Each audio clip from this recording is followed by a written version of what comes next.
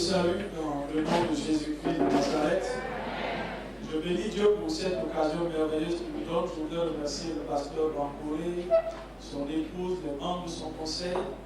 Alors, celui que Dieu nous fait la grâce de recevoir ce matin, c'est un homme de Dieu que moi j'ai connu il y a un peu plus de 2 ans en Israël.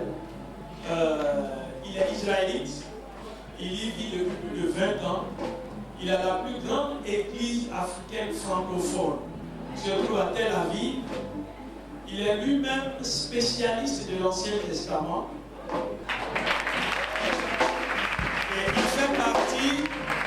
il fait partie du bureau qui coordonne la plus grande association des Juifs messianiques qui s'appelle Crystal Forum. Le président, c'est Daniel Rosen qui est là aussi, qui a vu le nom. Et lui, il est membre de leur directoire. Mais donc l'invité, c'est l'évêque Tosh Moyenga. Que Dieu bénisse son serviteur et la parole qu'il va nous apporter sur nous. Alors je voudrais que nous puissions nous exercer avec ce slogan. Il est vivant. Il est vivant. Et il est ressuscité. Que Dieu vous bénisse. Nous pouvons nous mettre dans cette statue. Et comme on vous l'a dit, je suis l'homme de Dieu, votre serviteur, Tosh Moyenga, qui vient de là, d'Israël. Précisément, je suis à Jopé, que nous lisons dans la Bible, Jopé, actuelle, Yafa ou encore Tel Aviv. Donc, ça fait beaucoup d'années que nous sommes là. Dieu, par sa grâce, il a permis que nous soyons un des plus rares pasteurs qui ont une œuvre. Nous avons une église bilingue dont nous utilisons les 2 langues, l'anglais et le français, parce que l'église contient toute forme de quoi les sorties les membres parlent l'anglais et le français.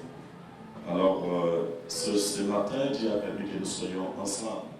Nous sommes venus animer un séminaire sur le signe de fin des temps selon l'accomplissement biblique. Alors, nous avons donné cette enseigne sur l'horloge de ce qui se passe aujourd'hui. Actuellement, nous qui sommes bénéficiaires de la présence et de la grâce de Dieu. Alors, hier, on était dans 2 pays, vous avez senti que l'oreille était un peu sèche. Donc, on est resté presque à 8 heures, de minuit à 8 heures. Donc, le Seigneur était au rendez-vous. Alors, ce matin, je crois qu'avec l'épée des temps que Dieu nous a imparti, le Saint-Esprit va se manifester et la gloire de Dieu va toucher quelqu'un. J'aimerais que nous puissions tous ensemble chanter avec moi un chant qui est pour moi. Tu es Dieu, tu n'as pas changé. Tu es Dieu, tu n'as pas changé. Moi je vais entonner. Tu n'as pas changé. Vous allez répondre 5 mots, je vais dire. Dieu, tu n'as pas changé. Tu es Dieu, tu n'as pas changé. Tu es Dieu, tu n'as pas changé. Alors je vais que tous nous puissions mettre debout. Dans la présence de Dieu, nous allons prendre 5 minutes d'adoration avec ce chant qui va nous permettre de nous remettre dans la présence de Dieu. Alléluia. Si sens-toi libre, est-ce que l'Esprit de Dieu puisse mouvoir dans ta vie? Parce que le Dieu que nous adorons, il est l'idée des multiples possibilités. Il est l'artisan de nos destins. Dans sa présence, il y a d'abondantes joie. Alléluia. Si nous pouvons lever la main droite.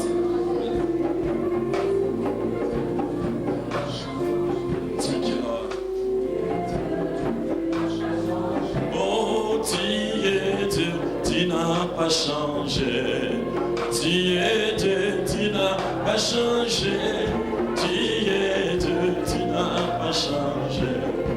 Tu es Dieu, tu n'as pas changé. Oh, tu es Dieu, tu n'as pas changé. Tu es Dieu, tu n'as pas changé.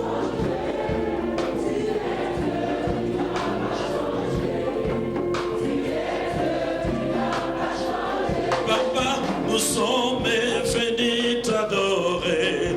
Nous sommes venus t'adorer. Nous sommes venus t'adorer. Nous sommes... Juste réponse ce que moi j'ai dit. Nous sommes venus t'adorer.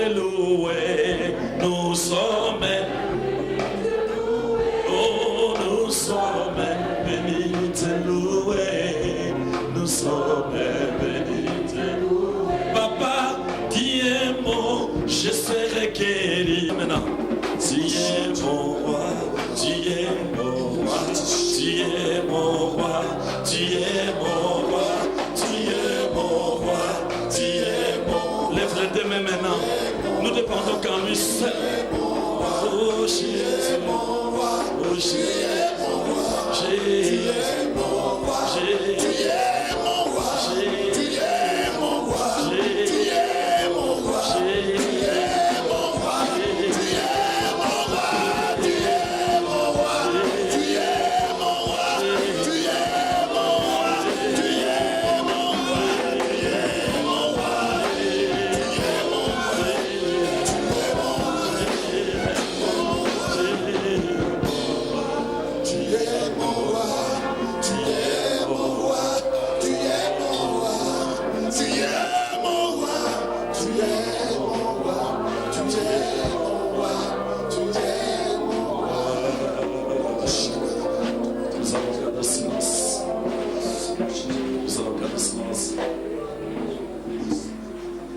El Kabo na nakno masumino tika ayo.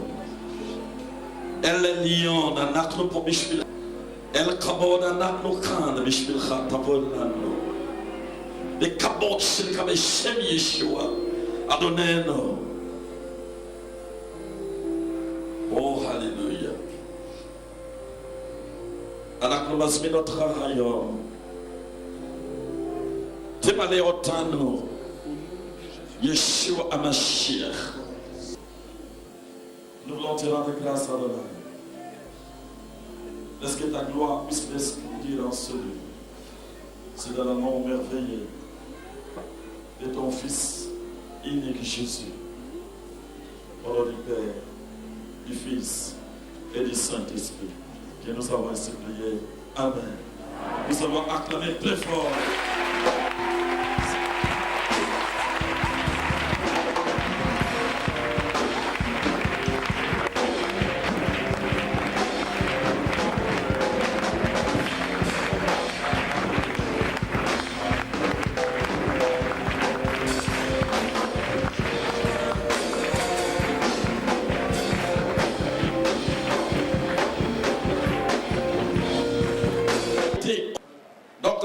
Je vous ai amené ici, au travers de la révélation, tout un chacun de nous va se retrouver. Parce que nous avons été créés à l'image de Dieu, et cette image, c'est nous qui sommes façonnés à l'image de Dieu. Mais cette image a été enveloppée par les corps pécheurs que nous avons, mais l'Esprit de Dieu qui habite en nous est vivant. Alors c'est cet esprit-là qui va capter la pensée, la parole de Dieu pour régénérer, transformer les choses dont Dieu a mis à notre disposition. Bien-aimé, Canaan, comme je disais, il était le fils d'un homme que nous connaissons communément dans la Bible sous le nom de Cham. Lorsque nous rentrons dans des livres qu'on appelle Bereshit ou encore Genèse, le premier livre de la Bible qu'on appelle Bereshit, parmi les 5 livres que Moïse a écrits, il nous définit la généalogie de tous les patriarches qui ont existé, qui ont marqué, disons, l'impact dans les histoires divines. Et Canaan, ce n'est pas seulement un nom d'un homme, d'un être humain, mais Canaan aussi, il est aussi un individu. Et Canaan, il était le cadet d'un homme qui s'appelait Cham. Cham en hébreu veut dire la chaudière. Ou encore Cham. Lorsque nous disons en hébreu, Cham, comme maintenant je sens la chaudière. Donc les Chamim, Cham, cela veut dire chaud. C'était le reflet du nom de Cham. Alors Cham était l'avant-dernier, ou encore l'avant-dernier fils d'un certain homme qui s'appelait Noah, ou encore Noé. Vous connaissez l'histoire de Noé. Après le déluge, Dieu a détruit le monde, le globe terrestre. Et il est resté que 8 personnes Noé, sa femme, et ses deux belles-filles, y compris, et ses trois belles-filles, y compris ses trois filles, communément sous le nom de Japheth, et le deuxième qui s'appelait Sem, et le troisième qui s'appelait Cham. Cham était le cadet de Noé. La Bible nous dit qu'après le déluge, Noé a commencé à planter de la vigne. Donc, il était la première personne à expérimenter les systèmes de fermentation. Il n'était pas un chimiste, il ne savait pas comment fermenter, encore quoi, la vigne, en fait de prendre du vin et en boire. Vous connaissez le vin chez nous dans le monde oriental ou encore au Moyen-Orient. À l'époque, c'était la richesse pour le peuple de ce côté-là. Donc, c'était la boisson qu'on prenait et qu'ils prenaient à cette époque-là. Aujourd'hui, nous avons de l'alcool, nous avons de la bière, mais à cette époque, il n'y avait pas de la bière. Il n'y avait que de vigne. Après avoir été fermenté, automatiquement, ils prenaient du vin et ils en buvaient pour accompagner les repas. Alors, celui qui avait planté la vigne, comme il ne savait pas comment doser, la dose ou la mesure pour en prendre, il est allé à l'excès de table. C'est alors qu'il s'est retrouvé dans un état d'ivresse. Alors, cet état a fait que le cadet qu'on appelle Ham ou encore Cham, il a trouvé que son père s'est retrouvé dans un état d'ivresse. Il a commencé à rire son père. Il s'est moqué de son père, tout en riant, il est allé vers ses frères, Japheth et Sem, pour leur dire que venez voir, j'ai vu notre papa dans un état impossible.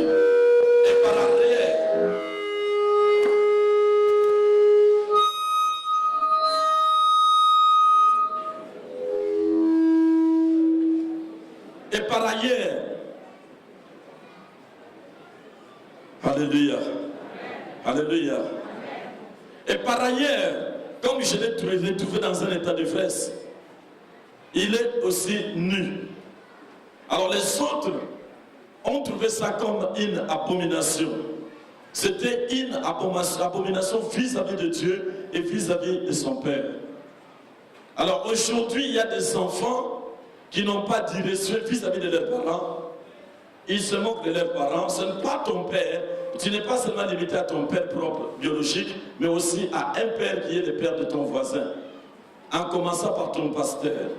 Beaucoup de gens aujourd'hui sont maudits parce qu'ils ont levé la voix contre leur papa, contre leur pasteur. Mais voilà, la personne qui avait tombé ou qui a commis une erreur, c'était Noé. Mais lorsqu'il s'est retrouvé à l'état normal, il a maudit le petit-fils. Chose curieuse, il devrait normalement maudire son fils propre. Mais il va sauter son fils pour aller maudire qui? Canaan, son petit-fils. Alors j'aimerais vous dire que c'était prophétique.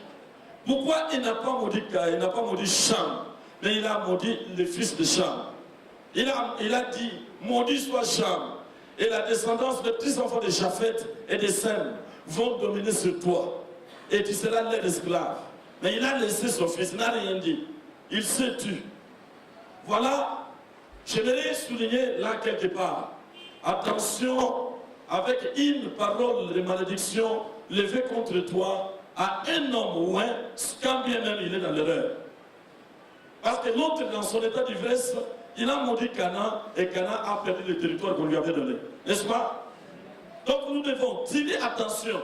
Les diacres, les pasteurs assistants, les prophètes, les évangélistes, les chantres, les fidèles, quelles que soient les erreurs, le loin de Dieu qui nous conduit, nous n'avons pas droit à lever la voix contre un loin de Dieu. Que quelqu'un dise Amen. Amen.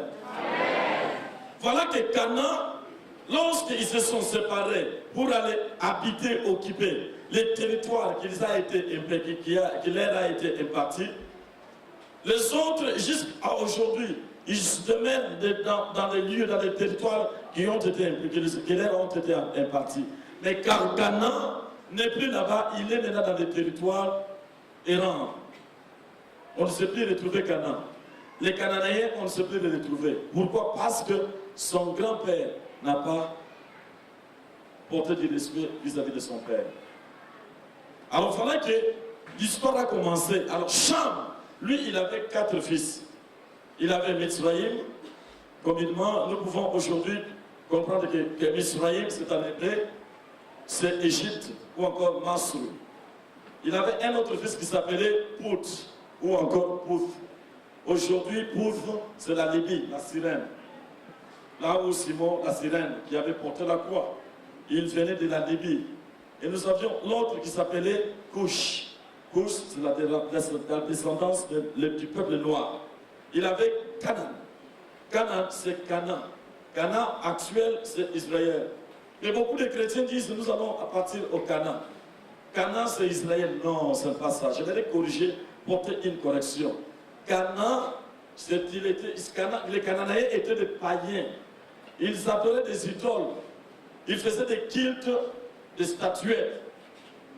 Dieu a amené quelqu'un de la Chaldée. La Chaldée était une ville qui se trouvait entre, disons, en Mésopotamie et pratiquement à Babylone. Il y avait une petite ville ou un petit territoire dans la frontière entre Irak et Iran. On appelait ça Ur. C'est alors qu'il a amené quelqu'un qui s'appelait, il était un Chaldéen à la Chaldée, qui s'appelait Avram. Avram en hébreu, en français c'est Abraham. Donc, Abraham, son fils et son père était Terah. Terah venait de la descendance de Sem. Et lorsque Abraham était né, actuel Abraham, Sem venait de mourir, son grand-père. Alors, nous les Noirs, nous ne faisons pas partie de la généalogie de la descendance de Sem. Nous faisons partie de la descendance de Cham. Vous voyez comment les choses sont imparties. Maintenant, Japhet, lui, il a donné naissance à Gog Magog, ceux qui viennent de l'Europe occidentale, les incirconcis. Maintenant, nous, les Noirs, notre grand-père était Cham, avec les Asiatiques que nous voyons. Maintenant, les gens qui sont aux alentours, là, le Liban, la Jordanie, le Liban, la Jordanie, l'Irak, l'Iran, la Syrie, et tous ces pays-là, ils font partie de la descendance des Sem. Maintenant, les Européens, les Occidentaux, les Blancs, la peau blanche, ils font partie de Japhet. Maintenant, Japhet a été élevé et il va s'associer avec Sem. Alors, c'est ce qui fait qu'aujourd'hui, nous voyons dans la technologie, dans l'excellence ou dans le développement, les peuples européens et les Occidentaux ont beaucoup plus évolué par rapport à nous. Cela ne veut pas dire que nous sommes sous la malédiction, je vais arriver. Alors ils sont quand même une avance. Alors, comment tu te dis de cela? On a dit qu'on va dominer sur Canaan. Alors dans Canaan, lorsque nous nous localisons, nous les Noirs, nous ne faisons pas partie des Cananéens, n'est-ce pas? Nous sommes des ressuscités des couches. Alors les couches en hébreu veut dire noir. La peau noire. Alors, notre grand-père couche. Leur couche, c'est quelque chose de la peau noire, la peau qui a été brûlée. Donc c'est la meilleure couleur du monde entier. Donc je suis tellement fier quand on m'appelle noir, je suis tellement dans la joie parce que c'est une peau qui a été déjà brûlée. Cette peau peut résister dans le froid comme dans la chaudière. Donc une peau qui, vraiment, je ne sais pas comment parler de cette peau. Tellement jaloux de cette peau, je ne mérite pas qu'on me pousse le métamorphoser. Alors il faut que tu dises à mec que tu es fait. Alors à partir de ça, bien aimé, les choses ont commencé à évoluer. Et Dieu regardait l'évolution de chaque personne. Maintenant, comme la malédiction a été déjà prononcée, donc Canaan devait perdre les territoires. Pourquoi? Parce que l'endroit où Canaan est allé se localiser, il était un endroit où une terre qui était sainte. Là où Dieu a appelé Abraham dans Genèse chapitre 22, va vers le pays de Moria pour faire quoi? Pour sacrifier ton fils Isaac. On parle d'Isaac comme sacrifice. C'est alors qu'il va partir vers le pays de Moria actuel, Israël et Jérusalem. Alors Canaan était là-bas. C'est là où il est allé s'asseoir pour établir son royaume. Et chose curieuse, il s'est multiplié donc d'une façon extrême. Il a donné naissance à des héritiers, pérétiens. Vous voyez tous ceux qui viennent là. Donc c'est la descendance du Canaan. Il avait même un fils qu'on appelait aussi Jébizi. Et Jébizi, il était le troisième fils de Canaan. Lui, il a fortifié tellement, il était un guerrier, il s'est fortifié jusqu'à ce que, quand David est venu et entré à Jérusalem, Jérusalem n'avait pas encore le nom de Jérusalem, on appelait ça Jébizi. Parce que, tout simplement, le troisième fils de Canaan s'appelait Jébizi. Il était tellement fort, personne ne pouvait l'expulser, même Josué n'a pas pu. Si bien qu'ils avaient occupé le territoire de Canaan pour Israël. Bien aimé, lorsque les choses ont évolué comme ça, la parole prononcée de la malédiction devait expulser Canaan de là où il était. Parce que la place, l'endroit, c'était un endroit qu'on appelle les lieux saints. Israël entier, ou encore le territoire Israël, c'est la terre promise. Pourquoi? C'est là où il y a les kabodes. Donc la gloire de Dieu qui s'est resplendie. Lorsque nous lisons dans le livre d'Ésaïe, la Bible nous parle du Dieu qui est assis sur son trône et que les pans de sa robe est répandu jusque vers le temple. On ne parle pas des temples à Côte d'Ivoire, on ne parle pas des temples au Congo, on ne parle pas des temples aux États-Unis, mais au temple à Jérusalem, sur la terre. Donc c'est le lieu saint, l'endroit où l'histoire de l'humanité a commencé. D'après la tradition juive, on comprend que cet endroit-là, c'est Dieu. C'est là où Dieu a pris de la terre qu'on appelle Adam, parce que Adam veut dire la terre. Ou encore Edom, rougi. Il a créé comme une statuette, il a formé Adam. C'était à cet endroit-là. Et puis après, Dieu a soufflé dans les narines de quoi? De l'homme. Et l'homme est devenu une âme vivante. Donc c'est cet endroit-là. C'est le même endroit que Isaac devait être sacrifié. C'est au même endroit que Salomon a bâti quoi? Le temple. Donc vous comprenez que c'est un endroit qui a été déjà réservé par Dieu. Donc c'est un point de contact entre le ciel et la terre. Donc toute personne doit songer, rêver dans sa vie, au moins aller visiter Israël et aller faire le lieu de lamentation, poser des requêtes. Lorsque nous lisons dans le livre de Zacharie, chapitre 14, verset 17, la Bible nous dit, lorsque les familles qui vont aller à Jérusalem pour se prosterner et adorer le Dieu, l'éternel Dieu, quand ils seront à Jérusalem, c'est alors que la pluie va tomber dans leur famille. Donc c'est une recommandation que Dieu donne au peuple. Quand on parle du peuple de Dieu, on parle des chrétiens, parce que nous étions autrefois appelés des oliviers francs. Nous avons été greffés et nous sommes maintenant appelés le corps avec Israël. Donc l'Église et Israël n'est pas détaché. Donc Israël c'est l'olivier franc et nous étions appelés des oliviers greffés. Les sauvages, nous avons été greffés. Donc les greffages d'abord, pour qu'une autre plante puisse pousser, tu dois faire que quand tu greffes quelque chose, l'autre là doit faire quoi? Doit mourir. Et après il y aura la résurrection pour rentrer maintenant dans l'autre. Donc nous avec les Juifs nous sommes un. Et l'apôtre Paul va dire, il va dire que le salut vient de. Le salut vient des Juifs. Donc l'assouplissement ou encore l'aveuglement des Juifs a un temps éphémère. C'est pour un moment périodique.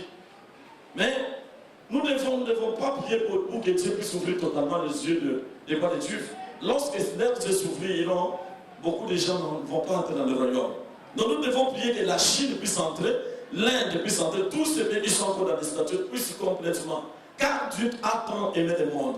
Il a envoyé Jésus pour que tout le monde. L'enfer n'a pas été créé pour l'homme, vous et moi. L'enfer a été créé pour les anges de Chine qui se sont rebellés avec Lucifer. Donc l'enfer doit être visé, nous devons dépeupler l'enfer et puis prendre toutes les âmes qui ont été captivées par le diable et les ramener au bercail. C'est alors que la gloire de Jésus maintenant va ouvrir les yeux des Juifs. Ils vont dire, ah, celui-là était le Messie qui devait venir. Ils attendent le Messie, mais nous attendons la deuxième venue du Messie. Donc c'est le même Messie que nous attendons, mais nous c'est pour la deuxième fois et c'est pour la première fois. Mais c'est Dieu qui a fait toutes ces choses. Alors nous ne devons pas lever la voix pour dire que non, Dieu a rejeté ses peuples. Aujourd'hui l'Église a perdu l'essence même parce qu'il y a beaucoup de doctrines qui expliquent Israël. Du moment où tu maudis Israël, tu es sous malédiction. Parce que c'est un peuple que Dieu a choisi. Lui-même, Dieu a dit, toute personne qui te bénira sera bénie. Donc pour être béni, nous devons nous accrocher à Israël. C'est alors que les bénédictions, la pluie de l'abondance va tomber dans ta famille. Et l'excellence sera ton partage. Donc nous devons comprendre que Israël, c'est une de famille. Donc un de nous, nous devons être en une alliance complète. On ne doit pas se joindre avec les Arabes. Nous savons, vous savez que l'erreur qu'Abraham avait commise pour avoir Ismaël, aujourd'hui nous avons des troubles dans le monde entier. Nous avons des troubles, il a causé, il a semé un trouble. Parce qu'il n'était pas patient.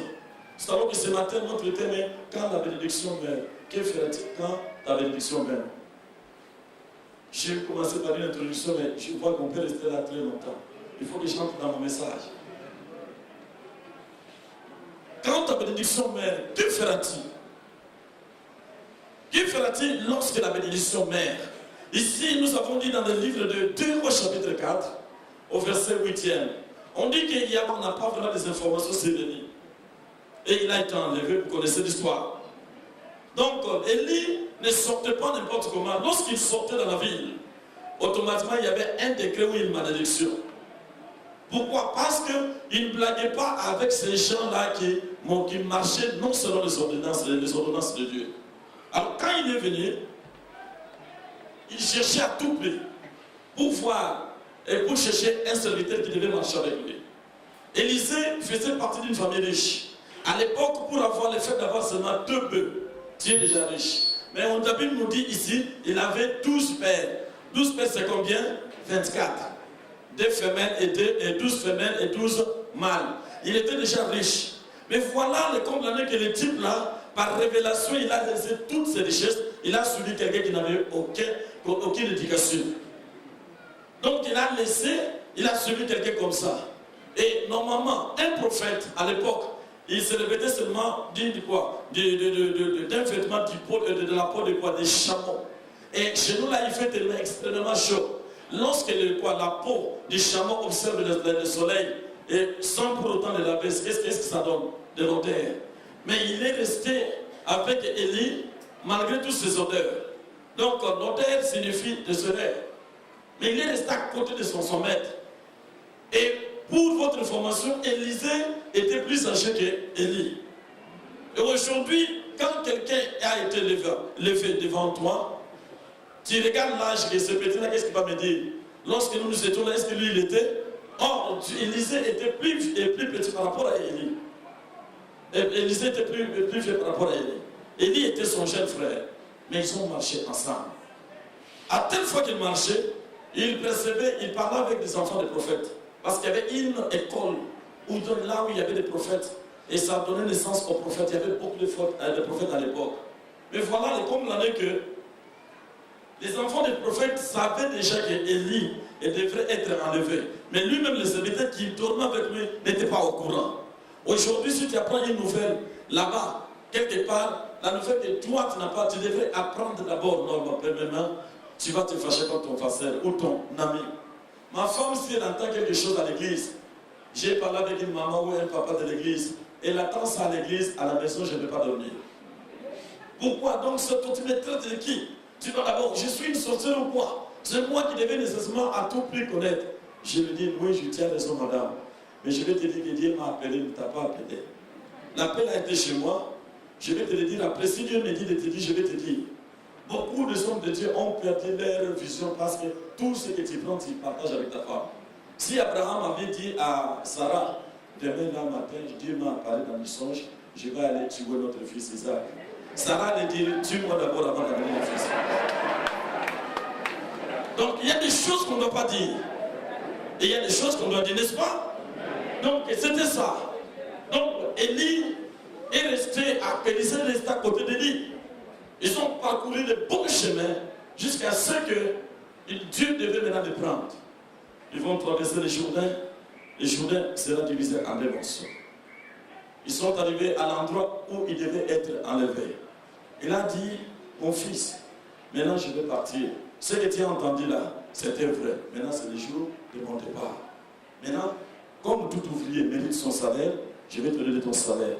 Qu'est-ce que tu veux que je te donne? C'est la question que Dieu te demande ce matin. qu'est-ce que tu veux que Dieu puisse faire de toi? Et il a dit, en pleurant, parce qu'ils ont parcouru beaucoup d'années ensemble. Ils mangeaient ensemble, ils dormaient ensemble, dans les bons moments comme dans la difficulté, dans la pluie. Donc ils étaient vraiment approchés, ils étaient devenus comme père et fils. Alors il va dire, j'aimerais que tu puisses me donner la double portion de quoi? De ton onction. Directement, Élie va dire, non. Ce que tu demandes là, ça ne s'est jamais fait. C'est chose impossible. Après ce que la Bible nous dit, c'est comme si c'était comme ça. Ils ont pris du temps en discutant. Il dit, mais donne-moi la double portion ou la double portion de ton onction. C'est tout. Il a dit, non, je ne peux pas te donner. Parce que Élie connaissait là où provenait son onction. Alors, comme Dieu l'avait choisi, ce n'est pas à n'importe qui qu'on doit donner cet héritage. Alors, Élie va prendre le temps et Dieu va lui dire, pour que ce garçon puisse prendre la double portion de ton onction, il doit passer par l'examen. Donc, bien aimé, pour accéder à un niveau supérieur, il y a un désert à passer. Tu veux aller à la grandeur, mais tu ne sais pas le prix à payer. Les peuples de Dieu vont te dire, on nous a promis la terre promise. Dieu a dit que vous allez dans le pays où coule le lait de miel. Mais il a caché que dans le désert, il y a la bataille. N'est-ce pas, non? Donc Dieu te donne le commencement et la fin. Tu vas commencer mal et tu vas terminer victorieux. Mais elle est au milieu là.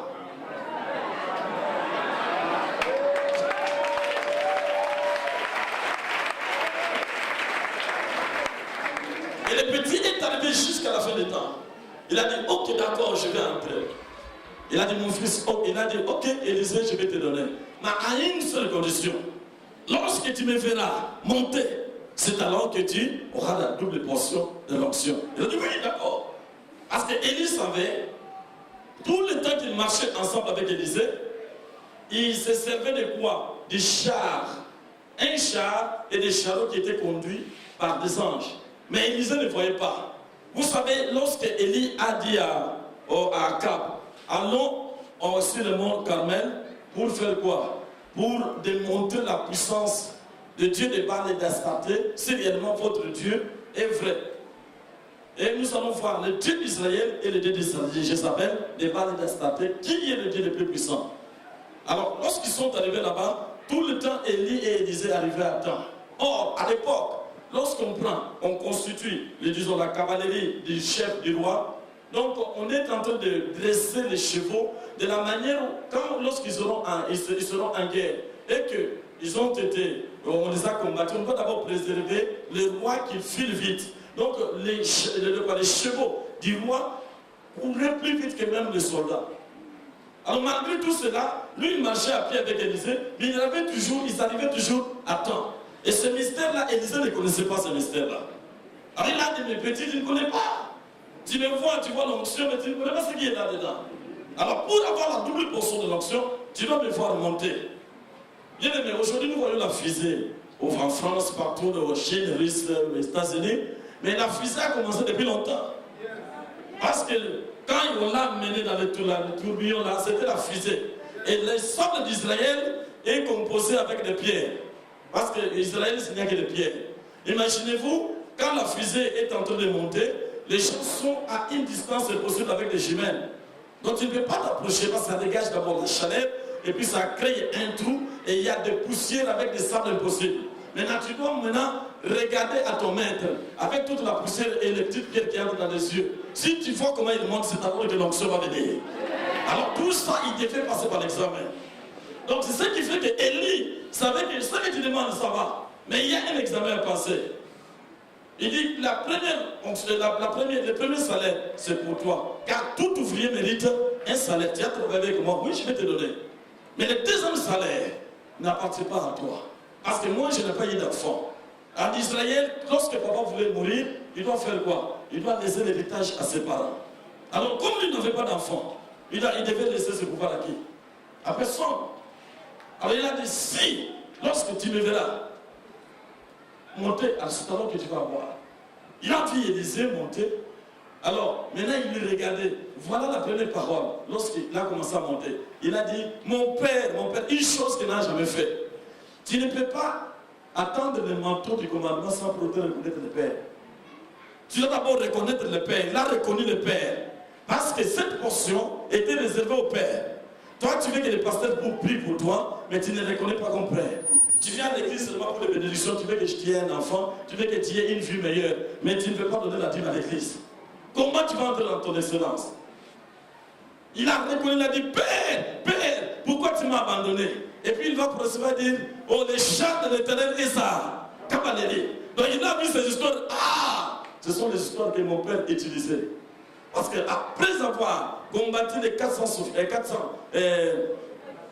prophètes de Baal et 400 prophètes des Assassins, ils étaient 850, il a dit, cours car la pluie vient, on va se retrouver à Gisraël. Gisraël, c'est vers le nord, en Galilée. Et ils sont arrivés avant. Lui, il ne voyait pas toutes ces choses. Maintenant, quand c'est soupir, il va voir ces choses et il montait vers le ciel. C'est alors que le menton est descendu vers lui. Il a pris le menton en pleurant. Maintenant, il devait traverser quoi, le fleuve Jourdain. Lorsqu'il est arrivé à Jourdain, tout en pleurant avec ses soucis que le papa, la séparation avec son père, il ne savait quoi faire. Voilà, il était rempli de l'esprit. Il a dit, où est le Dieu de Dieu? Pourquoi il a dit ça? Parce que les esprits des sourds ne reconnaissaient pas encore Élisée. Les esprits des sourds ne reconnaissaient pas encore Élisée. Il a reconnu que non, cette onction, il n'y a que Élie qui peut faire ça. Il a dit, où est le Dieu d'Élie? On dit que les Jourdains souffrirent. Et il a passé. Après, la Bible va nous dire qu'il a fait 3 fois des prodiges et des miracles par rapport à son père. Parce qu'il a reconnu le père et il a accepté de souffrir avec lui. Bien aimé, vous avez 2 ans, 3 ans, 5 ans, 10 ans, vous devez devenir riche. Il faut payer les prix pour arriver à quelque part. Tu n'as rien payé les prix, tu veux comme ça du coup sauter. Non, tu dois payer les prix. J'ai été minimisé en Israël. Un noir en Israël, le premier pasteur, pour marier une femme juive, c'est pratiquement impossible. J'ai fait ça, on a tout fait, on m'a calomnié. Jusqu'à tel point pour me dire que non, vous êtes des incirconcis, nous sommes des circoncis. Combien plus fort un incirconcis peut se marier à une femme de la génération, de l'adoption de Dieu lui-même? J'ai dit non. Vous oubliez, lorsque Abraham a circoncis son fils Ismaël, il a circoncis aussi Isaac. Mais il y avait Eliezer qui était à côté de lui, non? Il a circoncis aussi Eliezer. Et tous les serviteurs qui étaient avec lui, qui étaient reconnus comme des esclaves, il les a aussi circoncis. Cela veut dire que cela est parti jusqu'à nous. Donc, madame, si tu veux que je puisse bien t'expliquer, je peux me déshabiller devant toi. Tu verras que c'est bien fait, la circoncision qui est tellement meilleure. Et ne va pas jusque-là. J'ai dit non, en Afrique, nous sommes circoncis. Nous sommes circoncis. Nous étions déjà dans l'alliance depuis longtemps. Nous étions dans l'alliance depuis longtemps. Alors il faut me dire, non, tu as accès, tu vas entrer. On comprend que Dieu est le nôtre. Donc bien aimé, on commence quelque part, on va quelque part. Mais on doit payer le prix. Je n'ai jamais rêvé dans ma vie d'aller en Israël pour installer une église. Alors lorsque je vois toutes ces choses, je comprends que quand l'homme naît, automatiquement Dieu a déjà prévu des choses. C'est à toi maintenant d'activer ces choses. Voilà d'après la tradition. Quand l'enfant naît, parce que nous sommes créés à l'image de Dieu. Dans les livres de Psaumes, la Bible nous dit que vous êtes des dieux. Et un Dieu ne meurt pas comme un homme. Donc cela veut dire, quand bien même nous portons ce corps, mais nous pouvons donner le décret et nous changeons des choses dans un instant. Mais aujourd'hui, nous voyons un sorcier qui vient, dans la croisade, il fait pleuvoir la pluie, tout le monde fuit. Mais un pasteur ne peut pas même bloquer la pluie. Oh non, il y a la pluie sur l'abondance. Attendons, nous ne sommes pas dans la volonté de Dieu. Toute pluie n'est pas une bénédiction. La pluie de déluge était une destruction. Attention, il faut discerner des choses. Alors j'ai compris que non, c'est le moment que je dois entrer dans ma destinée. Élisée est resté comme ça. C'est alors qu'Élisée est passé tout le temps dans ce qu'on appelle cette ville de Sunem. C'était vers Israël, c'est au nord, en Galilée. Chaque fois que je passe là, je vois Sunem, le village de Sunem. Voilà, la Bible nous dit qu'il y avait une forme de distinction. Lorsqu'on utilise les termes de distinction, cela veut dire on t'a enlevé ton nom, on t'a donné un nouveau nom. Et ce matin, Dieu va enlever le nom que tu avais autrefois, en qui les sorciers venaient pour t'envoûter dans des canaries chaque nuit. Il va te donner un nouveau nom. Et ce nouveau nom-là va te changer, va te mettre une personne nouvelle. Lorsque Dieu a donné le nom, il a changé Yaakov à Israël, automatiquement, lorsqu'il est venu à la rencontre de son frère Esaü qui était animé de colère, un guerrier animé de colère, il a vu, oui, je vois la figure de mon frère.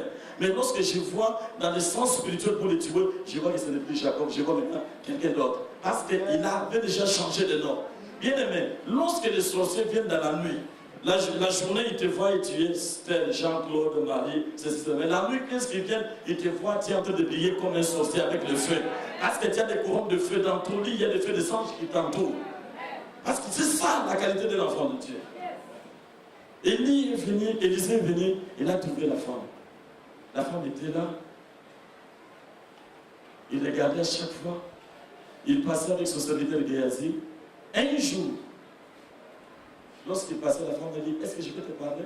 Oui, tu peux me parler. Est-ce que vous pouvez passer à la maison pour manger? Oui, certainement, on va venir. Dans la tradition, comme il y a beaucoup de la poussière, avant de céder la nourriture aux Israélites ou bien aux gens de l'autre foi, tu dois d'abord apporter de l'eau pour laver les pieds. Parce qu'après avoir fait un long voyage, donc la personne a droit à se laver les pieds, les mains aussi la figure. Et après, tu peux apporter de l'eau à boire et à manger. À l'époque, c'était du pain, du froment à consort. Il mangeait, il a donné à manger à ces deux gens. Mais comment la femme avait su que cet homme-là est un homme de Dieu? Parce qu'il ne marchait pas avec la Torah, mais il marchait comme ça, comme tout le monde. Mais comment il avait discerné que cet homme-là était loin de Dieu? Est-ce que vous avez l'esprit de discernement ce matin que si vous voyez quelqu'un, il y a quelque chose dans cette personne et nous devons nous accrocher à cette personne? La femme était révélée. Elle était illuminée. Elle a compris que non, la personne qui passe là, il n'a pas vu Géasi, mais il a vu Élisée. Il a dit, c'est un loin de Dieu. Je dois faire quelque chose. Elle n'avait pas fait ça intentionnellement parce qu'elle avait besoin d'enfants. L'histoire d'enfants dans cette femme était déjà bouclée. Parce que la femme avait déjà dépassé l'âge de la ménopause. Et le vieux était déjà fatigué. Vous connaissez quelqu'un qui a déjà 90 ans. Là, déjà, c'est foutu. Ils ne sont même pas là. Donc, le matin, ils vont à la brousse parce qu'ils étaient tellement riches. L'histoire d'avoir des enfants était déjà un chapitre mis à part à côté. Donc, maintenant, c'était de protéger ce qu'ils avaient à donner seulement à l'église pour soutenir les œuvres de Dieu. C'est pour cela que je vais dire à quelqu'un, les prières que tu avais faites lorsque tu t'es converti, peut-être il y a cela 15 ans, 20 ans, mais tu as vu que cela n'est pas arrivé à s'accomplir. Maintenant, ce matin, Dieu ne va pas commencer avec les prières que tu as faites hier. Il va d'abord aller maintenant 10 ans en arrière pour répondre aux prières que tu avais déjà demandé à Dieu et puis enfin continuer une par une jusqu'à ce que l'accomplissement de tous tes rêves doivent s'accomplir. Bien aimé, il ne faut pas blaguer avec les rêves. Moi, je peux blaguer avec toutes choses, mais pas un rêve. Parce que les rêves ont changé de vie des gens. Jacob et Joseph a rêvé, il a pris avec beaucoup d'ampleur son rêve. Il est devenu le premier ministre en Égypte. Donc vous rêvez, non, je ne sais même pas, je ne sais pas la continuité. C'est comme si on m'a appris, les sorciers qui prennent les rêves. Oh, ce sont des choses, des messages qui Dieu te donne. Tu dois écrire. Joseph avait écrit, il est resté avec ça. Lorsqu'il est arrivé dans la maison de Potiphar, il a dit, je ne m'arrêterai pas dans la maison de Potiphar. Parce que quand j'ai vu les 11 chefs se prosterner devant moi, ce n'est pas devant cette femme. Parce que la femme a dit, tu peux me prendre parce que je vais te donner du pouvoir. Il a dit, j'ai droit à tout, mais sauf à mon maître et à toi. Propriété privée, je ne peux pas toucher. Mais beaucoup de gens, quand ils voient une opportunité, surtout la femme, à l'argent, sinon je me balance. Je suis là. Qu'est-ce qu'il veut faire? Il n'y a rien, personne. Mais le ciel est témoin. Il va te voir. Ne t'arrête pas dans la maison de Potiphar.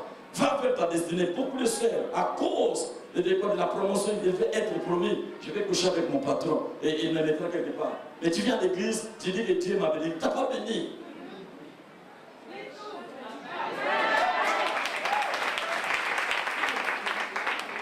Pendant que la femme de distinction est restée là, cette femme est restée, elle a dit non, tu viens manger.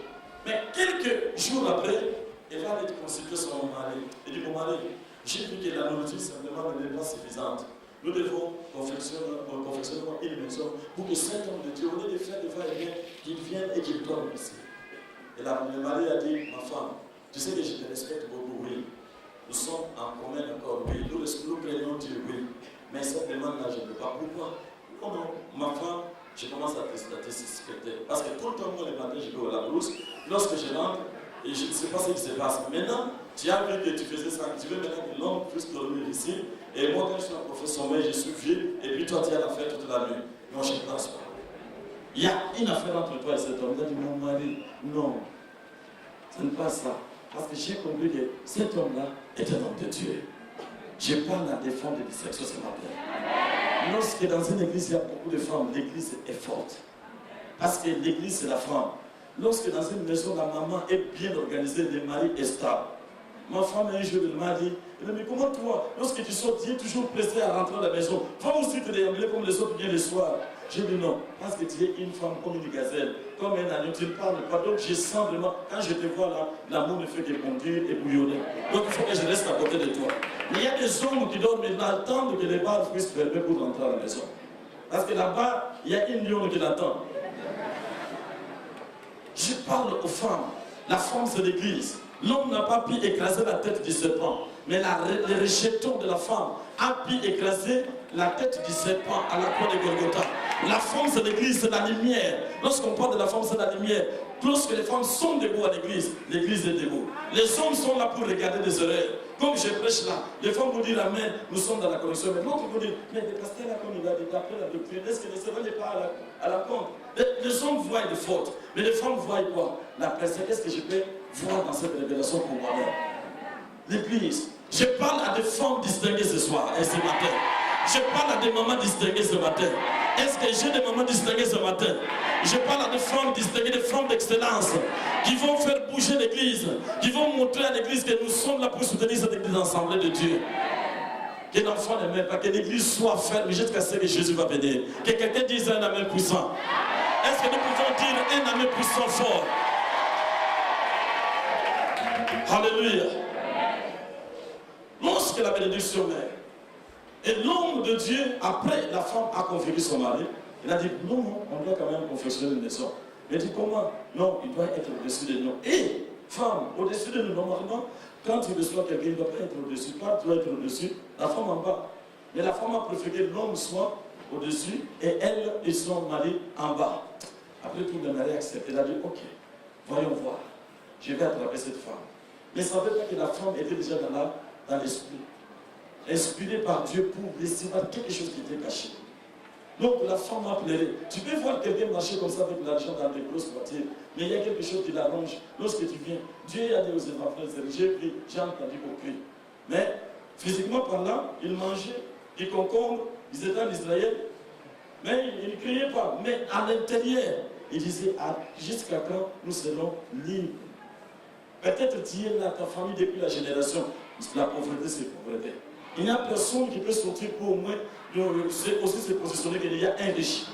Donc tu vois les autres prospérer, mais tu dis, mais je suis pas l'église. Mais comment il y a des blocages? Mais ce matin, Dieu va changer la destinée de quelqu'un.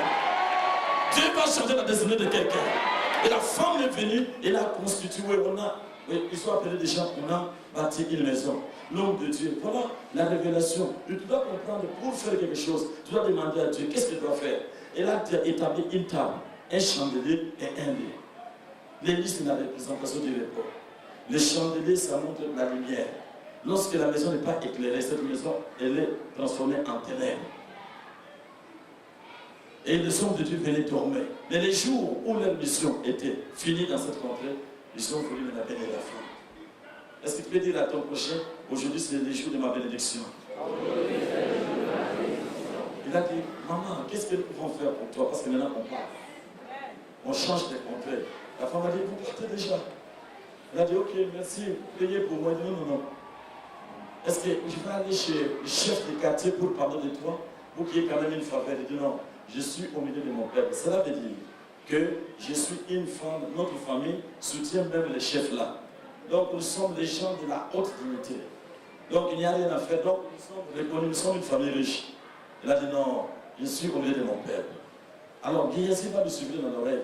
Et depuis que nous sommes là, nous n'avons même pas entendu, si bien qu'ils sont vieux, même un petit-fils qui est venu, un petit enfant. Donc, oh non, grand-père, grand-mère. Non, il n'y a personne. C'est qu'il y a des problèmes d'infirmité dans cette maison.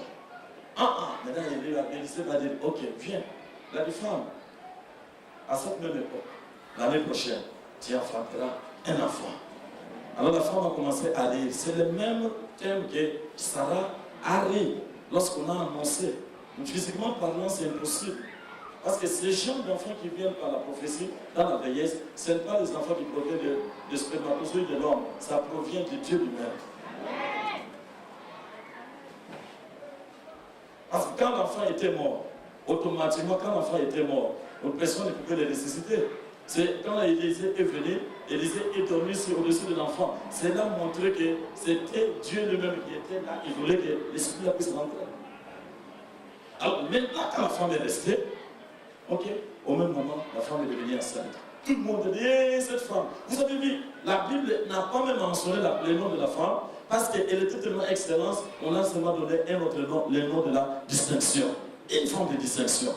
Alors cette femme-là est restée, elle a enfanté un enfant, fils. Elle a eu un fils, et cet enfant-là, à l'âge de 12 ans, comme ils étaient riches, il est allé accompagner son père dans la moisson, seulement un mot de tête, quelques mots de tête. Et il a dit, ma tête, comme il fait de blancheur, le père voyait que peut-être c'est le soleil.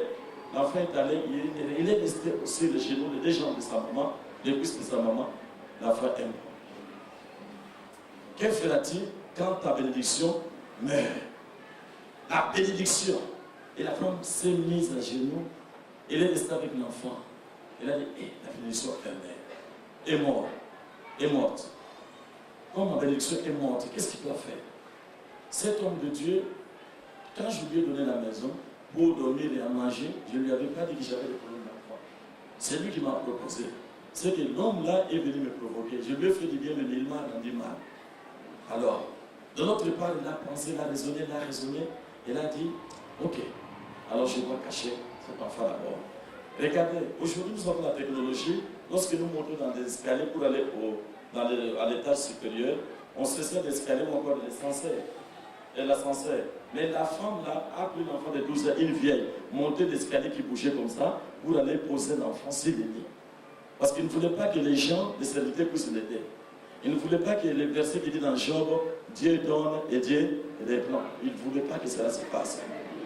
Alors, toute seule, elle est montée avec l'enfant discrètement, de peur qu'elle tombe avec l'enfant de 12 ans, une vieille femme. Avec des difficultés pour monter au-dessus, elle a posé l'enfant sur les lits.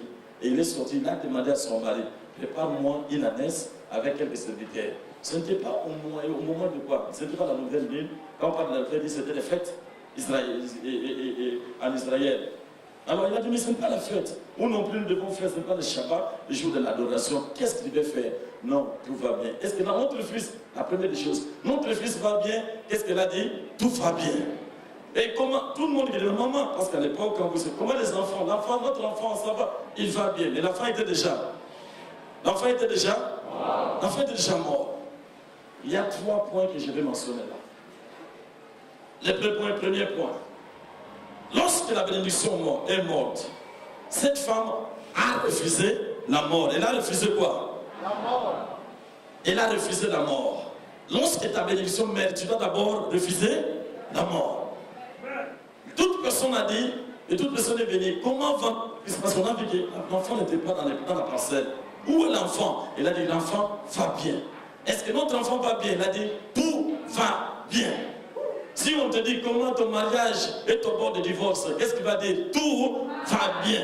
Quand on te dit on est en train de te faire, donc la compagnie est en train de fermer, on doit chasser quelques gens. Qu'est-ce que toi tu vas dire? Tout va bien. Bien aimé, c'est au moyen de la langue que nous avons le pouvoir de changer les choses. Donc lorsque tu penses négativement, tu auras toujours des réponses négatives. Mais lorsque tu penses positivement, tu auras toujours des réponses positives. Parce que nous avons le pouvoir à nous de changer des choses. La femme a dit, tout va bien. Le mari a dit, mais comment tu veux voir l'homme de Dieu? Ma femme, dis-moi, qu'est-ce qu'il y a? Mon mari, il n'y a rien. Et la femme a caché son mari, même la vérité. Cela montre que l'enfant ne prendrait pas de son mari. À cause de ses œuvres, Dieu a amené quelqu'un pour donner l'enfant. Aujourd'hui, ce que vous allez faire pour cette église, vous devenez des hommes et des femmes distingués. Lorsque vous allez soutenir l'œuvre de Dieu, lorsque vous allez travailler dans la moisson de Dieu, c'est alors que Dieu va se souvenir de vous. Que quelqu'un dise Amen. La femme a dit, elle a refusé d'accepter la mort. Deuxième point, la femme avait une attitude positive. Elle avait une bonne attitude. Dis à ton prochain, garde une bonne attitude. Il y a des gens qui viennent à l'église. Oh, l'église, c'est l'endroit de la joie. C'est l'endroit de chanter. Lorsqu'on chante, la personne n'est même pas là. Elle pense à des factures qu'il va régler. Elle pense déjà, le propriétaire de la maison, demain matin, va venir toquer, donne-moi mon argent. Donc quand il voit toutes ces choses, quand bien même tu viens à l'église, mais ton esprit n'est pas à l'église, tu es à l'extérieur. Mais aujourd'hui, tu auras une bonne attitude. C'est alors que Dieu va dire non. À cause de cette attitude positive, je vais te donner ce dont tu as besoin.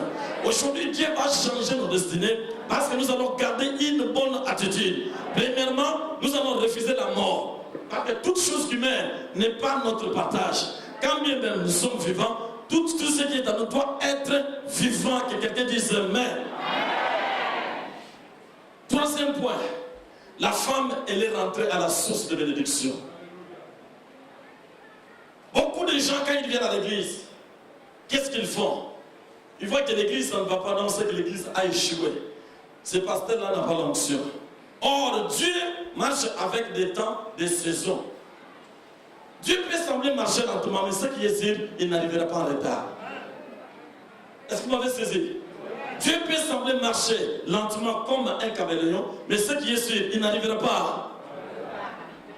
Lorsque les gens entrent dans l'arche de l'Alliance de Noé, tout le monde entre, tous les animaux sont entrés, de deux sectes différents. Tout le monde est entré. On voulait maintenant fermer les portes. Mais il y avait seulement deux natures qui sont venues en retard. C'était qui? Les caméléons et la tortue. Parce qu'ils marchent lentement. Doucement, lentement, parce qu'ils ne marchent pas, ils ne peuvent pas courir. Il y a des gazelles qui couraient, tout le monde était là, non, la pluie va commencer, tout le monde qui courait. Mais les gens qui marchent doucement, c'était une danse spectaculaire. Tout le monde regardait, hé, on va fermer. Ça sera comme ton cas.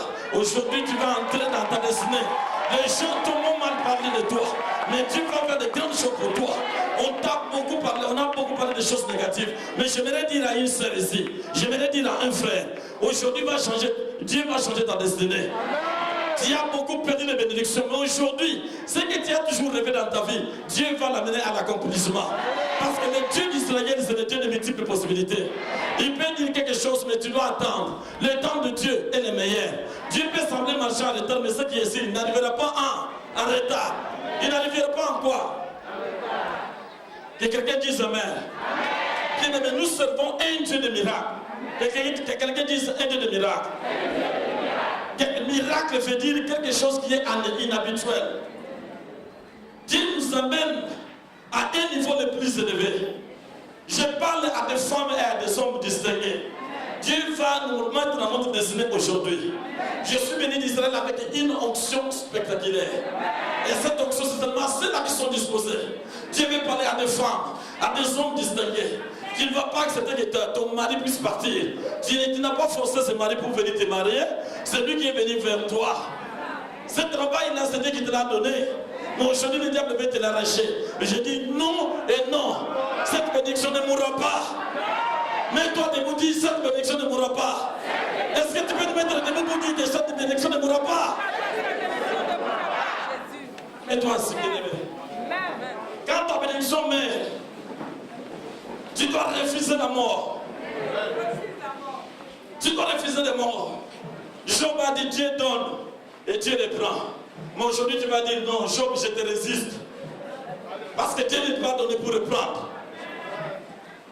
Tu dois refuser, bien-aimé. Tu dois dire aussi longtemps que le Dieu que je sais. Le Dieu de El Kabod, ensemble de El Kabod. Ce Dieu-là qui a fait que je sois dans cette église. Quand bien même les choses m'ont tiré, mais je dois attendre un tout petit peu, car ma destinée est prête à se réaliser. Garde une bonne attitude. Tu es en train de gêner, tu veux que tout le monde puisse voir que non, tu as une figure fanée. Tu as des problèmes, on te demande, mais tu n'as pas entendu. Je n'ai plus du boulot, on a tout pris.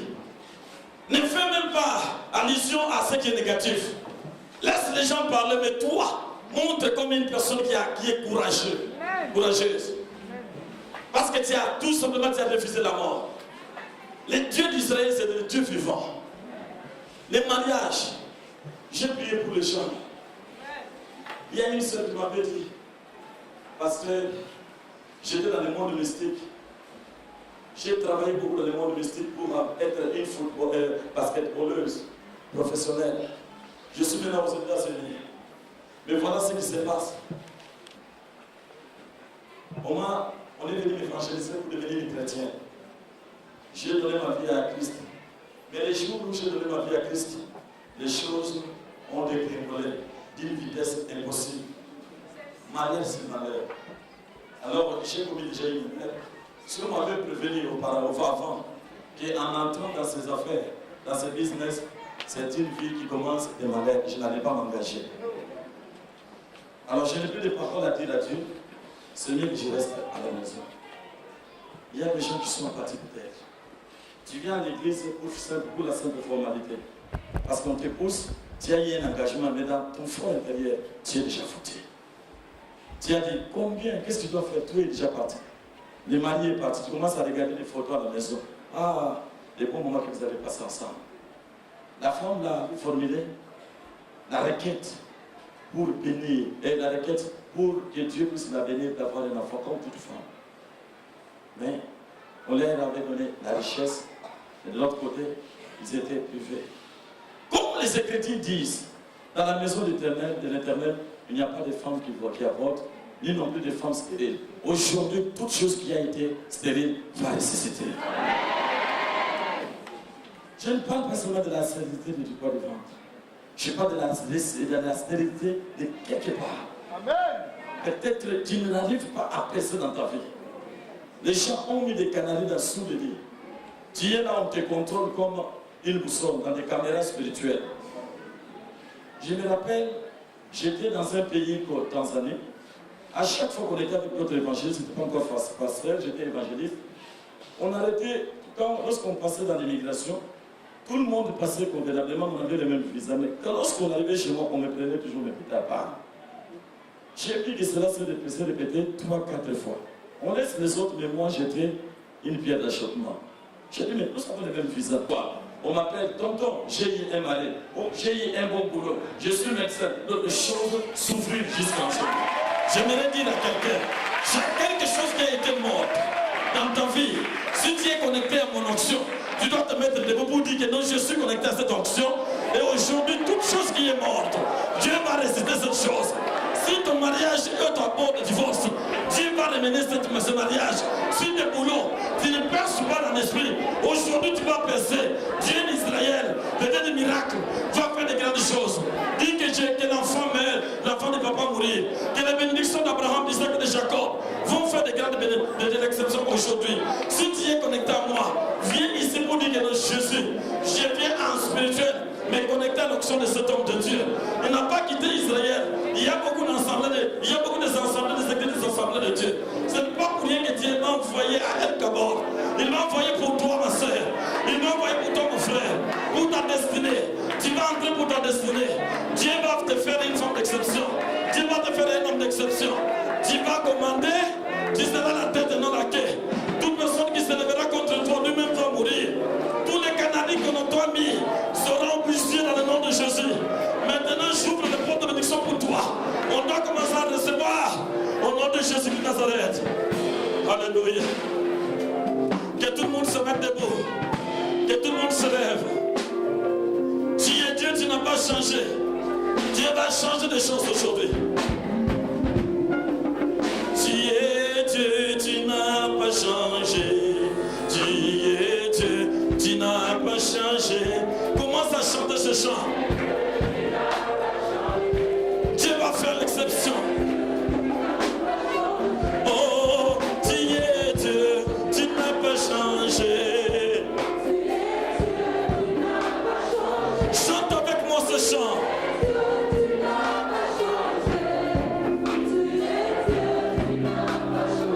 Papa, tu es Dieu, tu n'as pas changé.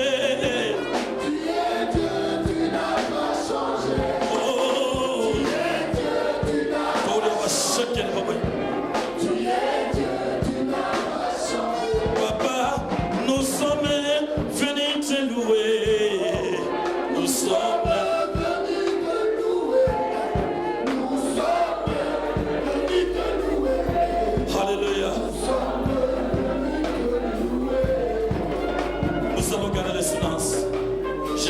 prier.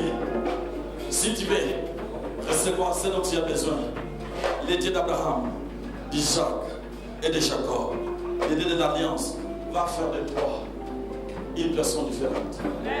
Va te transformer à une forme de distinction sur le travail. Les choses anciennes vont passer. Voilà qu'il va régénérer quelque chose dans ta vie.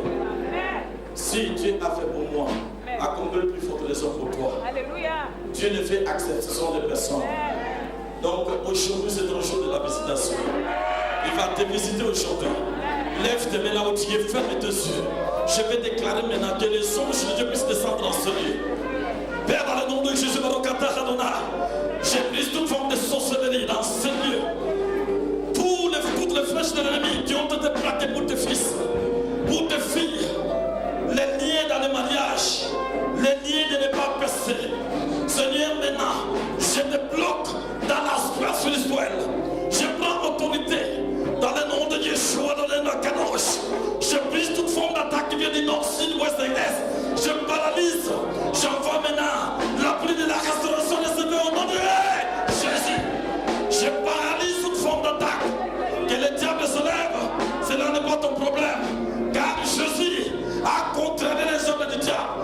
Maintenant, comme tu es connecté, j'envoie la pluie de la personne au nom de Jésus. Toi, sorcier, tu n'as pas le pouvoir si ma soeur. Tu n'as pas le pouvoir si mon frère. Maintenant, tous les liens spirituels, je les brise et je les débloque au nom de. Commence à remercier le Seigneur. Remercie le Seigneur. Lève ta voix. Lève ta voix, lève ta voix.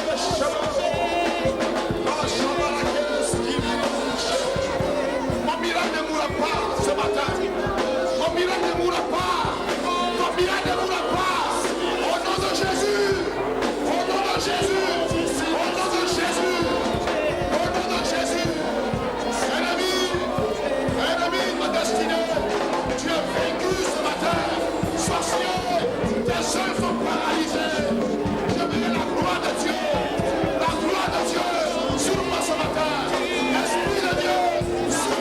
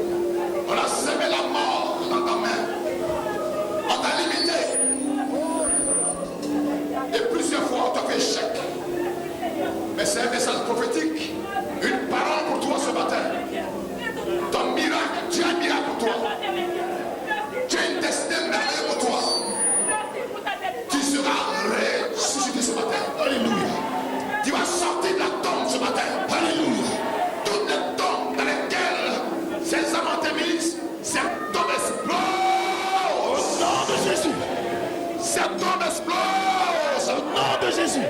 Cet homme va se fendre et tu vas sortir. Quelqu'un est en train de réaliser un mouvement d'esprit. Tu sens que ton âme est en train de s'épanouir. Tu vois la vie, tu vois l'espérance, la gloire sur ta vie. Reçois la gloire de Dieu. Reçois la puissance de Dieu. Je dis reçois la puissance de Dieu. La puissance de la résurrection. Tu ne mourras pas ce matin. Regarde, tu ne vas pas mourir. Tu ne vas pas mourir.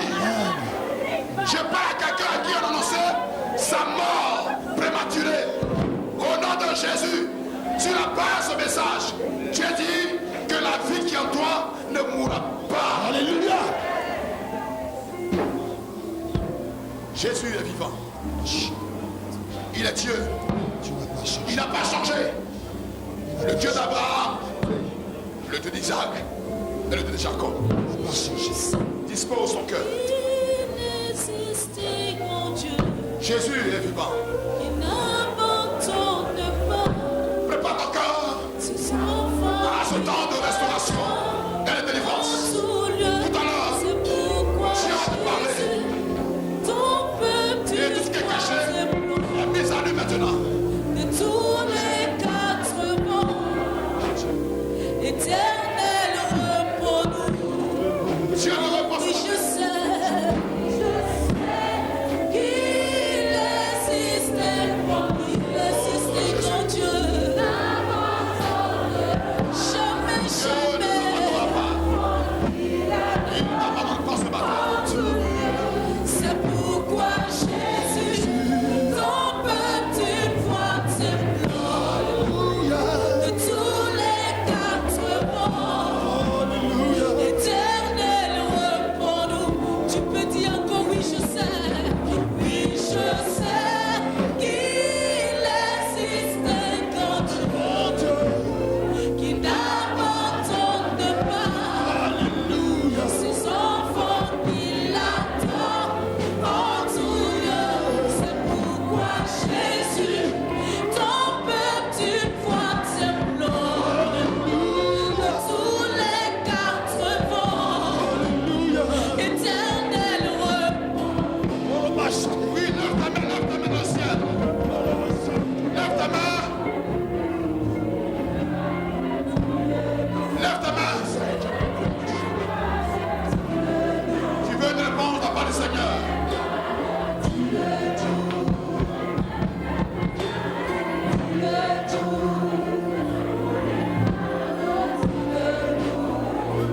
Le soir nous parlons ce matin.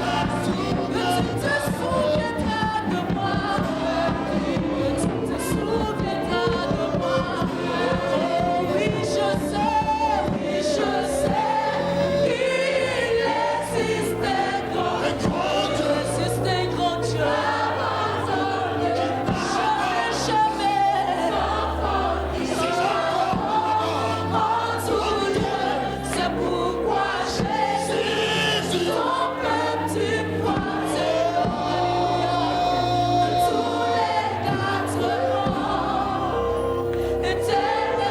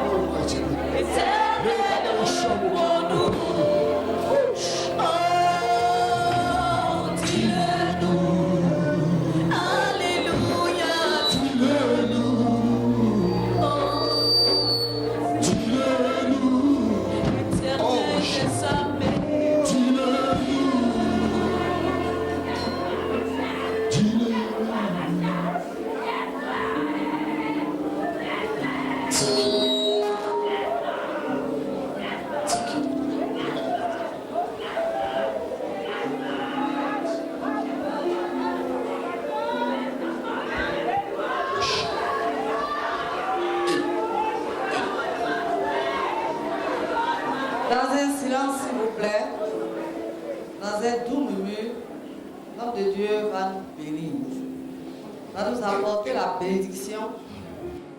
Il nous a déjà donné la parole qui nous a fait du bien. Et le Saint-Esprit est en mouvement dans la salle. Il est en train de faire des grandes choses dans nos vies. Les portes sont en train de s'ouvrir, les restitutions sont en train d'être faites, les délivrances sont en train d'être faites. Comme il est acculé par le temps, nous allons lui laisser la place. En tant qu'Israélite, nous apporter la bénédiction de la part de Dieu. Et aussi en tant qu'homme de Dieu, nous apporter la bénédiction de la part de Dieu. Il va nous demander à la grâce. Nous allons continuer dans la prière parce que quand le Saint-Esprit est en mouvement, il faut encourager ce mouvement et lui laisser la liberté de pouvoir se manifester. Je lui laisse donc toute la place.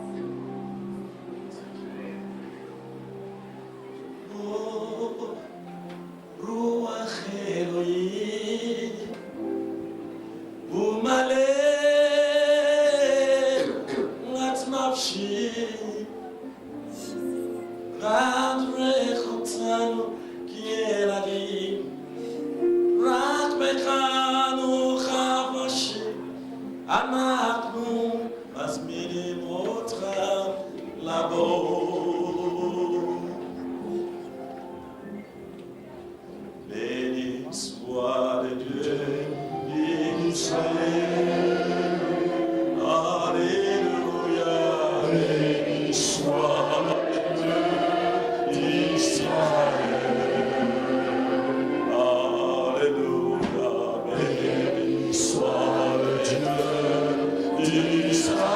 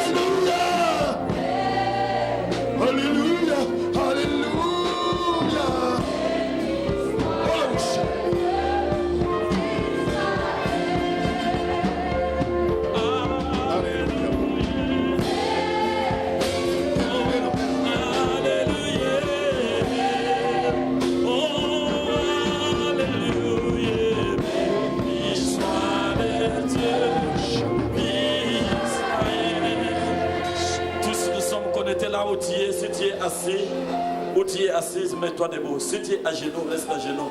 Mais si tu es assis ou assise, lève-toi. Car dans le trône de devant Dieu, il n'y a que Jésus qui s'assoit. Tout le monde se met debout ou se met à genoux. Nous sommes dans la présence de Dieu. Et l'Esprit de Dieu est en train de mouvoir maintenant. Baruch atah Adonai Eloheinu melech haolam. Baruchata Abale Israël. Baruchata Anachno Mazmenotra Ayor. Abale Israël Anachno Bayim Lefanecha. Atamale Ava. Atamale Lebracha. Beshem le Ben Shelcha Yeshua Mashiach. Anachno Modelecha Elohim. Abashela. Tamilan Ruach Hadosh. Timale. Otan Beshem Yeshua Daniel. Nous avons besoin de ton esprit d'émouvoir sur toute flèche. Seigneur, tu as commencé avec nous. Tu as demeuré avec nous. Nous voulons, Seigneur, bientôt clôturer. Par cette mouvance, Seigneur, je veux que la pluie de la bénédiction de la restauration nous soit pour partage. Il y a là où il y avait la mort, Seigneur, qui était en place par vie. Amen. Tu es le Dieu qui trouble les camps du diable dans ce moment. Alléluia. Les gens vont dire, nous les avons encastrés, mais comment ils sont sortis? Alléluia. Car le Fils de l'homme est allé dans le séjour des morts pour ressusciter tout ce qui a été mort. Alléluia. Maintenant, merci Seigneur d'avoir ressuscité toutes les bénédictions. Alléluia. Merci.